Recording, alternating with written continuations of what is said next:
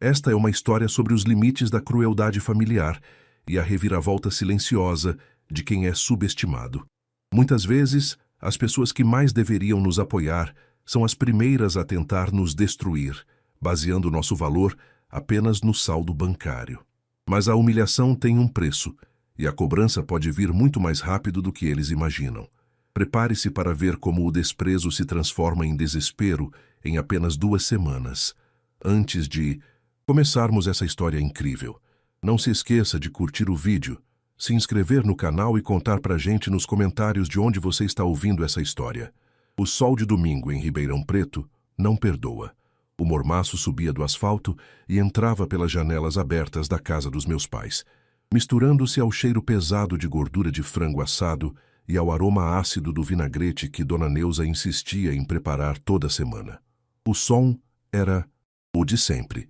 O tilintar frenético de talheres contra os pratos de Duralex, o ventilador de teto fazendo um ruído rítmico de algo que está prestes a quebrar e as risadas altas de Beatriz, minha irmã mais velha, que sempre parecia ter a vida perfeita aos olhos de todos.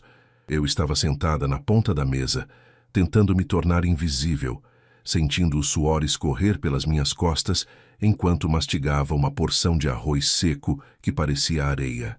Na minha garganta.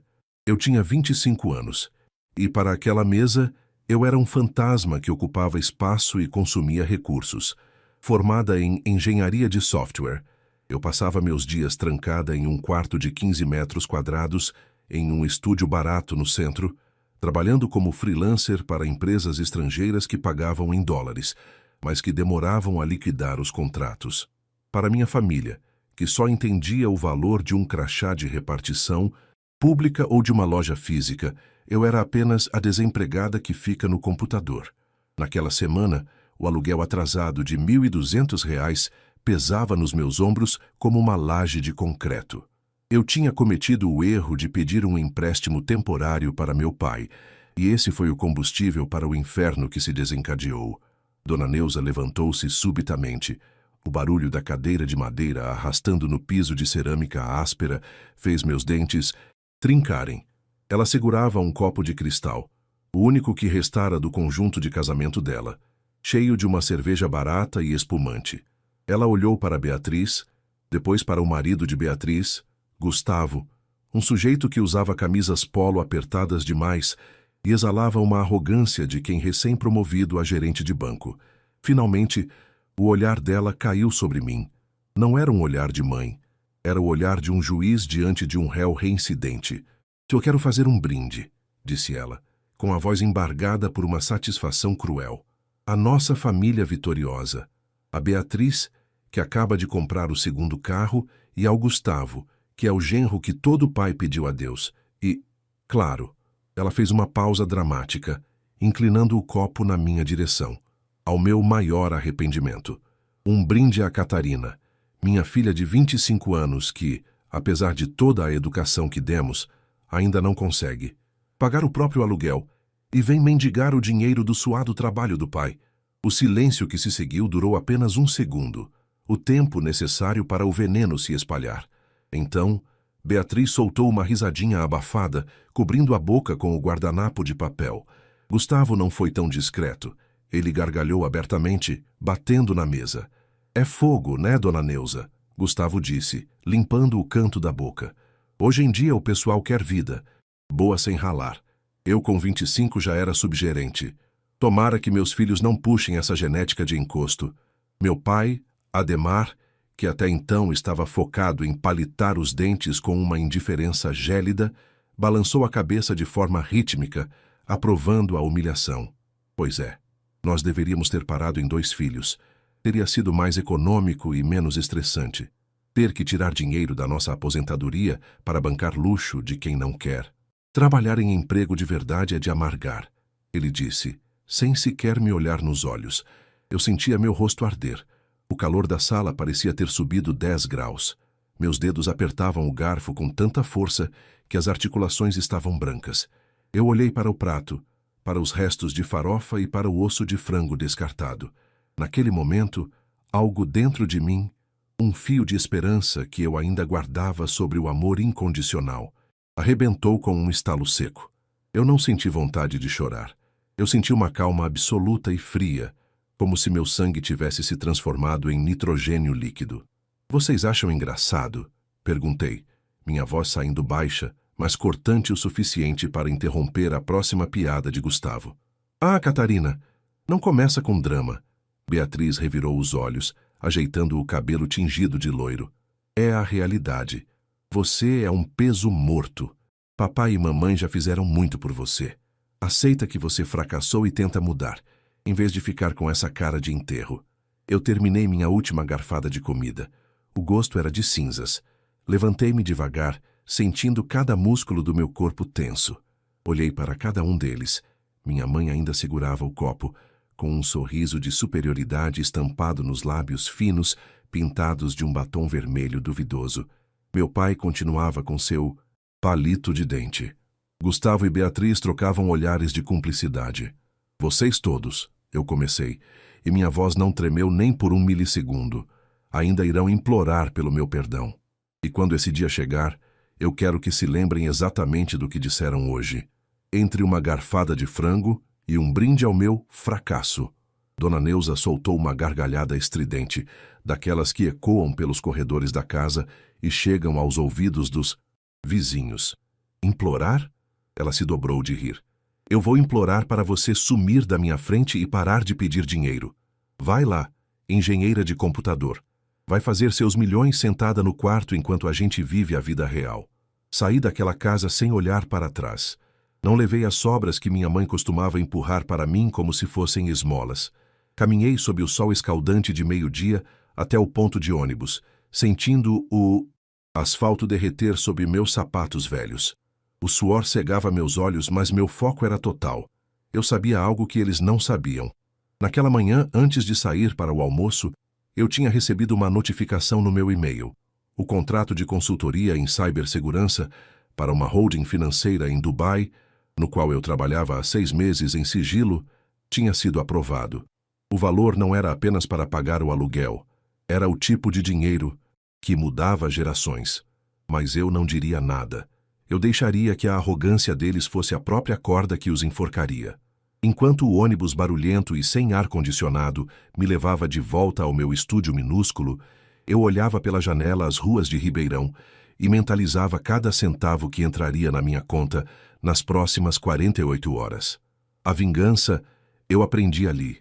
Não precisa ser gritada. Ela precisa ser executada com a precisão de um código. Bem escrito. Cheguei em casa e o cheiro de mofo do corredor nunca pareceu tão temporário. Abri meu laptop e as luzes LED do teclado brilharam no escuro do quarto. Eu tinha muito trabalho a fazer. O mundo deles estava prestes a desmoronar, e eu seria a única pessoa com o poder de sustentá-lo, se eu quisesse. Cerca de 10 dias se passaram em um borrão de linhas de código, reuniões de madrugada e transferências internacionais que faziam o saldo da minha conta bancária saltar de 3 dígitos para 6 e depois para 7. Eu mudei de apartamento no meio da noite, sem avisar ninguém, para um condomínio de luxo no bairro mais caro da cidade, onde a portaria era blindada e o silêncio era absoluto. Desliguei meu celular antigo e comprei um novo, passando o número apenas para contatos profissionais estritamente necessários. No 15º dia, por pura curiosidade, liguei o aparelho antigo que estava guardado na gaveta. O aparelho quase travou com a enxurrada de notificações. A tela iluminou-se com uma sequência frenética de vibrações que pareciam não ter fim. Eram 49 chamadas perdidas, todas da mesma origem. A primeira mensagem de voz era da minha mãe, datada de 3 dias atrás. A voz dela não tinha mais o tom de brinde e escárnio. Catarina, filha, onde você está? A gente foi no seu apartamento e o porteiro disse que você sumiu. Por favor, atende. Eu não quis dizer aquelas coisas no almoço. Você sabe como eu sou, né? Me liga, é urgente. O Gustavo fez uma besteira no banco e o seu pai está passando mal. Sorri, sentindo o frio do ar-condicionado do meu novo escritório. O jogo finalmente tinha começado. O silêncio do meu novo apartamento no 28º andar era tão profundo que eu conseguia ouvir o zumbido suave do sistema de purificação de ar. Eu segurava o meu celular antigo, aquele com a tela trincada no canto superior esquerdo, sentada em uma poltrona de couro legítimo que cheirava a carro novo e poder. A luz âmbar do pôr-do-sol de Ribeirão Preto entrava pelas enormes vidraças, tingindo o piso de mármore com tons de fogo. Era um contraste violento com a luz amarelada e fraca da cozinha da minha mãe, onde o ar sempre parecia saturado de óleo e ressentimento. Apertei o play na segunda mensagem de voz. Era Beatriz. A voz dela, antes carregada de uma arrogância estridente, agora soava como um cristal rachado. Dava para ouvir o som de soluços abafados e, ao fundo, o barulho de algo sendo quebrado. Talvez um prato. Talvez a dignidade daquela família. Catarina, pelo amor de Deus, onde você está? Beatriz quase gritava entre um suspiro e outro. O Gustavo. Ele foi afastado do banco. Estão falando em auditoria, em desvio de fundos de clientes de alta renda. Ele usou a escritura da casa da mamãe como garantia para um investimento que deu errado, Catarina. Eles têm 3 dias para pagar uma dívida de quase R$400 mil ou a casa vai a leilão. O papai teve um pico de pressão. Está no pronto-socorro da Unimed e a gente não tem como pagar a internação particular porque as contas do Gustavo foram bloqueadas. Por favor, eu sei que a gente falou bobagem, mas somos sangue do seu sangue. Eu deixei o celular sobre a mesa de centro de carvalho escuro. Senti uma pontada de ironia percorrer minha espinha. Sangue do meu sangue. É engraçado como o parentesco só se torna um vínculo sagrado quando o lado mais forte precisa de um bote salva-vidas. Quando eu era o de arrependimento da família, o sangue parecia ser apenas um detalhe inconveniente que os obrigava a me aturar nos almoços de domingo.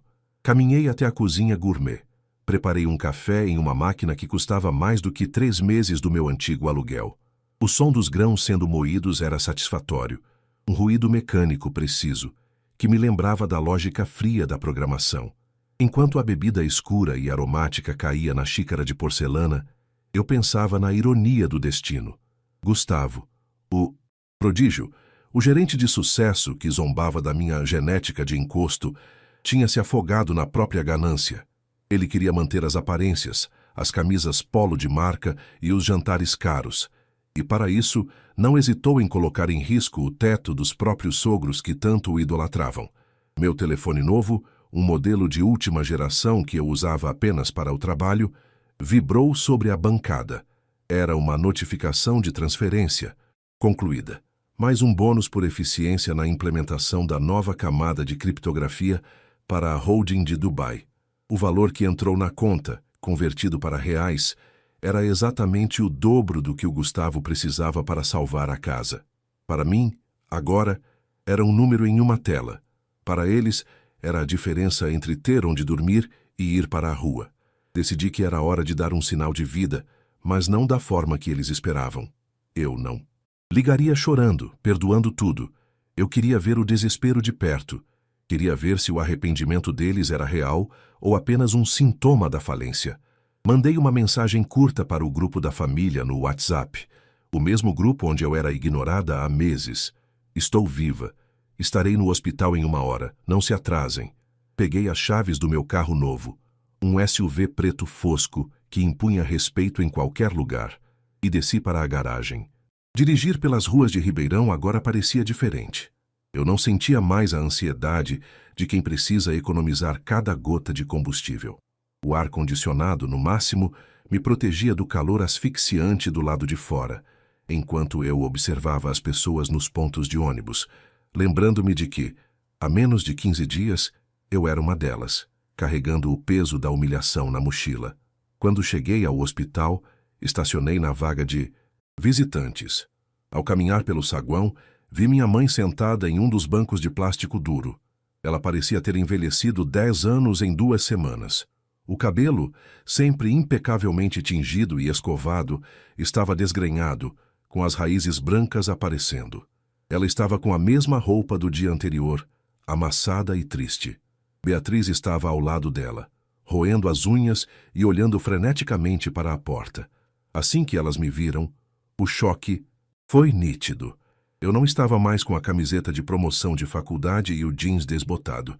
Eu usava um conjunto de alfaiataria cinza, sapatos italianos e uma postura que exalava uma segurança que elas nunca tinham visto em mim. Catarina? Minha mãe se levantou cambaleante. Minha filha, onde você conseguiu essas roupas? E que carro foi aquele que você desceu? Detalhes, mãe. Respondi, mantendo o tom de voz neutro, quase glacial. Como está o pai? Mal, muito mal. Beatriz se aproximou, tentando me abraçar, mas eu recuei um passo, mantendo a distância profissional. Ele não aceita que o Gustavo fez isso. O banco entrou com uma ação judicial. Catarina, o Gustavo sumiu. Ele deixou a gente aqui com esse problema e a polícia foi na casa da mamãe hoje cedo. A gente não tem para onde ir. É mesmo? Arqueei a sobrancelha. O genro que todo pai pediu a Deus fugiu com o rabo entre as pernas? Que surpresa! E onde está aquele brinde ao meu fracasso agora? Dona Neuza começou a chorar. Eram lágrimas pesadas, carregadas de uma vergonha que ela tentava esconder cobrindo o rosto com as mãos trêmulas. Por favor, Catarina, me perdoa. Eu fui uma idiota. Eu estava cega pelo sucesso da sua irmã e achei que você não tinha futuro. Eu não sabia que você era, seja lá o que. Você se tornou. A gente precisa de 380 mil reais para parar o leilão da casa e mais 50 mil para os advogados e as contas do hospital. Olhei para o relógio de pulso. O tempo de sofrimento delas estava apenas no começo, mas eu tinha um plano. Eu não ia simplesmente dar o dinheiro. A vingança completa exige que os culpados entendam o valor exato do que tentaram destruir. Eu posso resolver isso, eu disse, e vi os olhos de Beatriz brilharem com uma esperança gananciosa. Eu posso pagar cada centavo da dívida, a internação do papai e ainda dar um sustento para vocês por um tempo. Oh, graças a Deus. Minha mãe tentou segurar minha mão, mas eu a interrompi, retirando um envelope pardo da minha pasta, com uma condição. Para eu salvar a casa, vocês vão assinar este documento. A propriedade passará legalmente para o meu nome. Vocês poderão morar lá, mas como minhas inquilinas. E a cada domingo, vocês farão um jantar. E em cada um desses jantares, vocês vão se sentar à mesa e ouvir em silêncio tudo o que eu tiver a dizer sobre como foi ser o maior arrependimento desta família. O silêncio que se instalou no saguão do hospital foi absoluto. A humilhação agora mudava de lado. O preço da salvação deles era a submissão total à pessoa que eles tentaram aniquilar. Psicologicamente. Você quer ser nossa dona? Beatriz perguntou, a voz trêmula de indignação. Não, respondi com um sorriso frio. Eu quero ser a pessoa que vocês nunca imaginaram que eu seria. A escolha é de vocês. O despejo acontece em 72 horas. O papai recebe alta ou vai para o SUS em 24 horas. O que vai ser? Minha mãe olhou para o documento, depois para mim. Ela viu nos meus olhos que não havia mais a menina carente, de afeto que ela conhecia. Havia uma mulher de negócios que sabia exatamente como cobrar uma dívida emocional. O som da caneta esferográfica deslizando sobre o papel oficial tinha um eco metálico no saguão silencioso do hospital. Minha mãe, Neuza, assinou o nome dela com uma mão tão trêmula que a grafia mal lembrava a assinatura firme que ela usava para endossar os cheques de Beatriz. Quando ela terminou, entregou o documento para o advogado que eu havia contratado, um homem de terno impecável e olhar clínico que não esboçava a menor simpatia pela situação. Beatriz veio logo em seguida. Ela evitou me olhar nos olhos, mas o movimento de seus ombros denunciava o ódio que borbulhava sob sua pele. Ela assinou com força, quase rasgando o papel, como se aquele gesto pudesse anular a transferência de propriedade.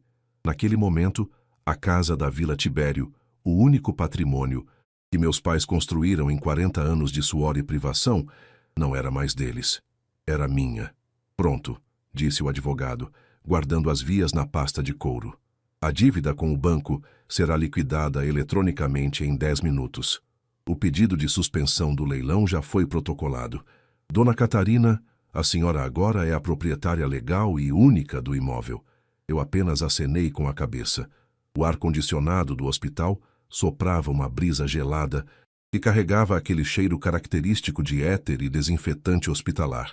Um aroma que sempre me causou náuseas, mas que agora parecia estranhamente revigorante. Olhei para as duas mulheres à minha frente. Elas pareciam menores, murchas, como se a remoção daquela escritura tivesse sugado a essência da arrogância que as sustentava. E agora? Beatriz perguntou, a voz saindo como um sussurro áspero. O papai recebe alta amanhã. Onde ele vai dormir? Na casa dele, respondi calmamente. Ou melhor, na minha casa. Como eu disse, vocês são minhas inquilinas agora. Eu paguei a conta do hospital, paguei o desfalque do Gustavo e limpei o nome de vocês. Em troca, eu quero a verdade.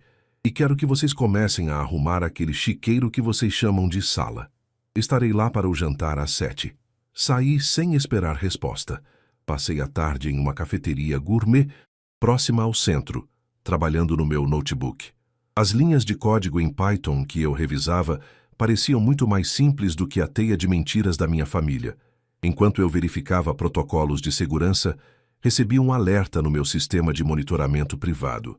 O paradeiro de Gustavo. Ele não tinha fugido para longe. Estava escondido na edícula de um primo, a 3 bairros de distância, esperando a poeira baixar enquanto Beatriz e minha mãe sangravam financeiramente. Sorri para a tela. Ele achava que era esperto, mas não entendia que, no mundo digital, ninguém se esconde de quem sabe onde procurar. Às 7 horas em ponto, estacionei meu SUV diante da casa da minha infância. O portão de ferro, que sempre rangeu de um jeito irritante, parecia mais pesado sob o luar. Ao entrar, o cheiro de mofo e de comida requentada me atingiu. Era o cheiro da minha derrota. Pessoal por tantos anos, mas hoje eu estava blindada. A mesa estava posta. Não havia o luxo que eu agora podia pagar, mas as toalhas de plástico tinham sido trocadas por uma de renda que minha mãe guardava para visitas importantes. Meu pai estava sentado em sua cadeira habitual na cabeceira.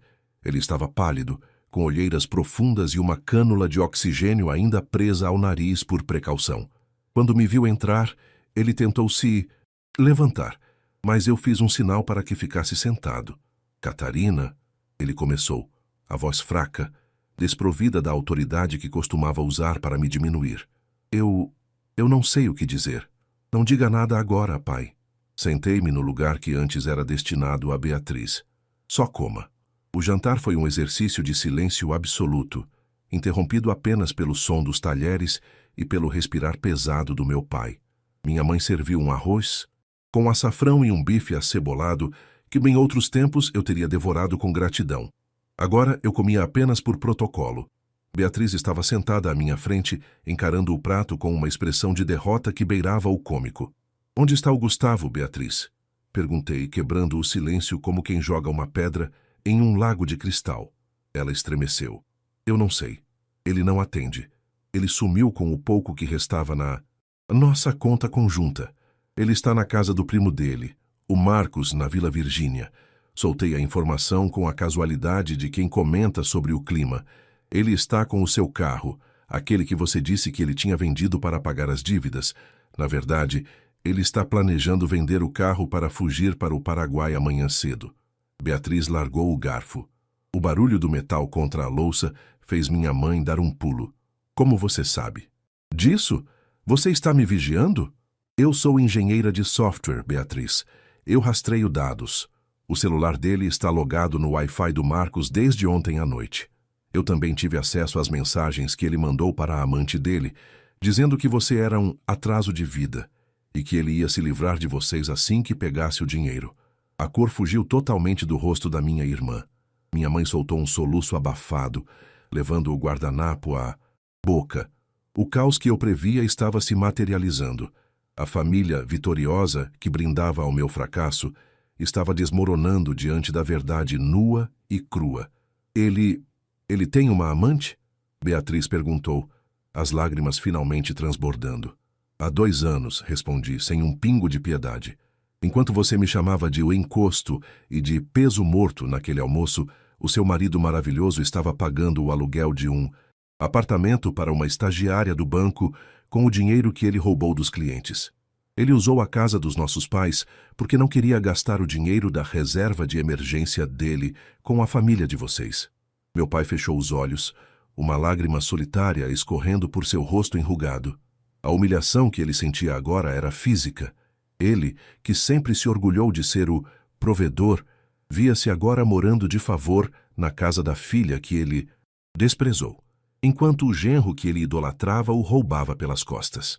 "Por que você está fazendo isso, Miss Catarina?" minha mãe perguntou, com a voz embargada. "Por que nos destruir assim?" "Eu não estou destruindo nada, mãe", retruquei, levantando-me da mesa. "Eu só estou limpando os escombros. A destruição vocês mesmos causaram no momento em que decidiram que o valor de um filho é medido pelo que ele tem no bolso, e não pelo que ele é.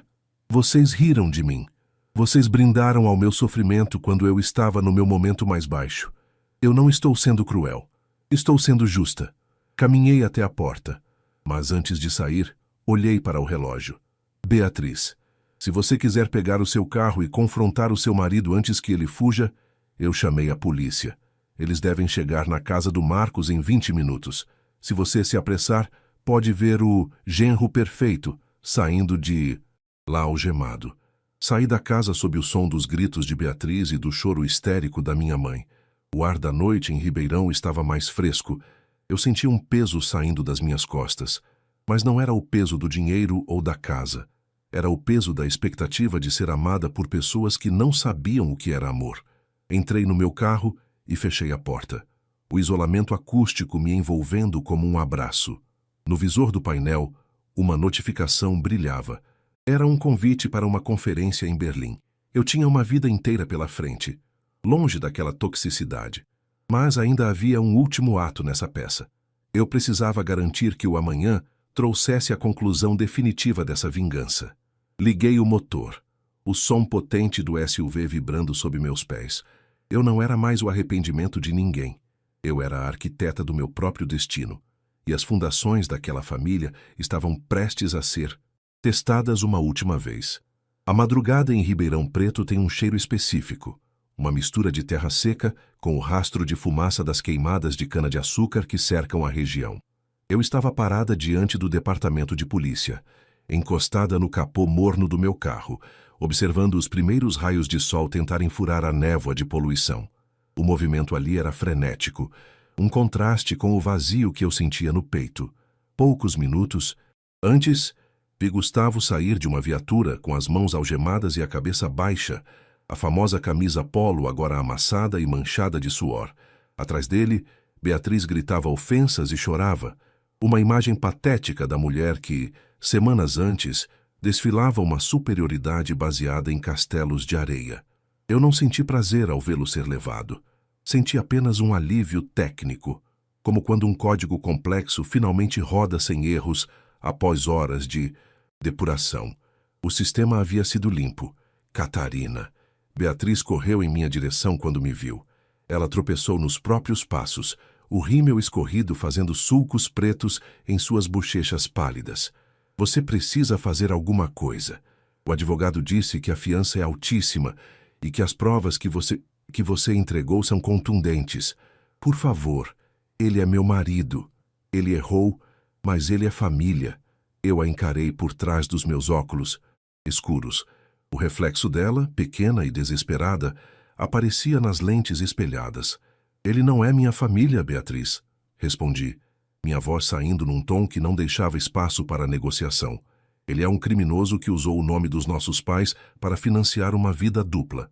E você, se tivesse um pingo de amor próprio, estaria agradecendo por eu ter tirado essa venda dos seus olhos. Mas você prefere a mentira confortável ao crescimento doloroso. Ela parou, os lábios tremendo. Pela primeira vez na vida, Beatriz não tinha uma resposta pronta, uma ironia ou um deboche para me lançar. Ela estava nua diante da própria insignificância. Voltei para a casa que agora era legalmente minha. Entrei sem bater, usando minha própria chave. Na cozinha, o cenário era de um velório sem corpo. Meu pai, Ademar, estava sentado à mesa com um rádio de pilha, chiando baixinho ao fundo. Ele sempre dizia que a TV era muita modernidade, mas agora o rádio parecia ser seu único vínculo com um mundo que ele já não entendia. Minha mãe estava de pé, diante da pia, lavando a mesma xícara repetidamente, num movimento mecânico e hipnótico. O silêncio era tão denso que eu podia ouvir o tic-tac do relógio de parede de plástico, aquele que eles ganharam de brinde em uma loja de móveis há 20 anos. "O café está pronto", minha mãe disse, sem se virar. A voz dela estava rouca, desprovida de qualquer vestígio daquela mulher que fizera o brinde cruel no almoço de domingo. "Você quer uma xícara, Catarina?" "Não, mãe. Eu vim apenas para deixar as regras claras", disse, sentando-me na ponta oposta à de meu pai. "Eu paguei a dívida. A casa está segura. O Gustavo vai responder pelos crimes dele. E a Beatriz pode ficar aqui, desde que ela arrume um emprego. E contribua com as despesas mínimas. Eu não vou dar mesada para ninguém." Meu pai levantou os olhos. Havia neles uma mistura de vergonha e uma súplica silenciosa que me doía mais do que qualquer insulto. "Catarina, a gente não sabia", ele murmurou, as mãos grandes e calejadas tremendo sobre a toalha de renda. "A gente achou que você estava perdida. O mundo mudou muito rápido, filha. A gente só queria que você tivesse segurança." "Segurança, pai?" Dei uma risada curta e sem humor. "Vocês me chamaram de arrependimento, na frente de estranhos. Vocês desejaram que os netos de vocês não tivessem a minha genética. Isso não é preocupação, é desprezo. Vocês projetaram em mim as frustrações de vocês, porque era mais fácil me atacar do que admitir que o mundo que vocês conheciam já não existia mais." Minha mãe se virou, as mãos molhadas secando no avental encardido. Ela caminhou até mim e, pela primeira vez em anos, tentou tocar meu rosto. Eu não recuei, mas meu corpo permaneceu rígido como granito. "Me perdoa, minha filha", ela soluçou, caindo de joelhos ao lado da minha cadeira. "Por favor, me perdoa. Eu não quis dizer aquelas coisas. Eu estava com inveja. Inveja da sua liberdade, da sua inteligência que eu nunca entendi. Eu vi você no computador e achei que era preguiça, quando na verdade era você quem estava segurando o mundo nas costas. Atenda minhas ligações, Catarina. Não suma de novo. Eu imploro." Olhei para aquela mulher no chão. A imagem da vilã de 2 semanas atrás tinha se dissolvido, revelando apenas uma idosa assustada com a própria obsolescência. Eu sabia que, se eu cedesse totalmente agora, o ciclo de dependência começaria novamente. Eu não era o banco deles. Eu era a filha deles, mas uma filha que agora impunha limites. "Eu vou para Berlim amanhã", anunciei, e vi o choque atravessar o rosto de ambos. "Tenho um contrato de 2 anos como consultora sênior. Vou deixar um administrador cuidando do imóvel. Vocês têm o teto, têm a saúde e têm a chance de recomeçar com a verdade. Mas eu não sou mais a Catarina que aceita migalhas de afeto em troca de sustento." Levantei-me, sentindo o peso do meu notebook na mochila, o instrumento, que me deu a liberdade que eles nunca sonharam ter. Caminhei até a porta, mas parei antes de sair para o sol forte da manhã que já começava a esquentar as calçadas de Ribeirão. "Ah, e mãe?" Olhei por cima do ombro. "Aquele brinde que você fez, ele foi a melhor coisa que me aconteceu. Foi ali que eu percebi que eu não precisava provar nada para vocês. Eu só precisava provar para mim mesma que eu era capaz de construir meu próprio império, longe da sombra do julgamento de quem não consegue me enxergar." Saí e fechei a porta. O som da fechadura batendo foi o ponto final de um capítulo de 25 anos. Entrei no meu carro, liguei o sistema de som e deixei uma melodia suave preencher o habitáculo. Enquanto dirigia em direção ao aeroporto, vi pelo retrovisor a casa da Vila Tibério ficando para trás, tornando-se apenas mais uma construção antiga em uma cidade que nunca para de crescer. Meu celular vibrou no console. Uma nova chamada perdida de Beatriz. Ignorei. Depois, uma mensagem de texto da minha mãe. "Por favor, atenda. Eu não quis dizer isso. Eu te amo." Eu não respondi. Não por ódio, mas porque algumas feridas precisam de tempo e distância para cicatrizar. O perdão talvez viesse um dia, mas o respeito já havia sido conquistado. E o respeito, eu descobri, era muito mais valioso do que qualquer brinde de domingo. Acelerei o carro sentindo o vento no rosto e a liberdade pulsando em cada batida do meu coração. O mundo era vasto, cheio de códigos para escrever e fronteiras para cruzar. Eu não era mais um arrependimento. Eu era, finalmente, a protagonista da minha própria história. E dessa vez, ninguém riria de mim no final.